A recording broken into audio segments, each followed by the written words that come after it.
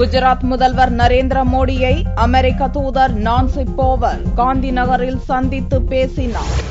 2002ஆம் ஆண்டில் குஜராத் கலவரத்தில் ஏராளமான முஸ்லிம்கள் கொல்லப்பட்டதை தொடர்ந்து முதல்வர் மோடியை புறக்கணிக்கும் நடவடிக்கைகளை அமெரிக்கா துவங்கியது. 2005ஆம் ஆண்டில் மோடியின் விசாவை அமெரிக்கா ரத்து செய்ததை தொடர்ந்து மோடி அமெரிக்கா இடையிலான உறவில் பெரும் விரிசல் ஏற்பட்டது. வரவிருக்கும் லோக்சபா தேர்தலில் பாரதிய ஜனதா பிரதமர் வேட்பாளராக மோடி அறிவிக்கப்பட்டுள்ள நிலையில் பாரதிய ஜனதாவின் வெற்றி வாய்ப்பு கூடியுள்ளதை கருத்தில் கொண்ட அமெரிக்கா மோடியுடனான உறவை புதுப்பித்துக் கொள்ள தீர்மானித்தது. அதன் அச்சாரமாக இந்தியாவுக்கான அமெரிக்க தூதர் நான்சி போவல் வியாழனன்று காலை குஜராத் தலைநகர் காந்தி நகருக்கு சென்று நரேந்திர மோடியை சந்தித்தார். தூதர் நான்சிக்கு பூங்கொத்து கொடுத்து மோடி வரவேற்றார். இருதரப்பு அதிகாரிகளுடன் இந்த சந்திப்பில் பங்கேற்றனர். இந்த சந்திப்பின் போது இருவரும் என்ன பேசினார்கள் என்ற விவரம் வெளியிடப்படவில்லை. ஆனால் அமெரிக்க தூதரகம் வெளியிட்ட செய்திக்குறிப்பில் லோக்சபா தேர்தலுக்கு முன்னதாக நாட்டின் முக்கிய அரசியல் தலைவர்களை சந்தித்து பேசும் அமெரிக்க அரசின் திட்டத்தின் ஒரு அங்கமாக இந்த சந்திப்பு நடந்ததாக தெரிவிக்கப்பட்டுள்ளது.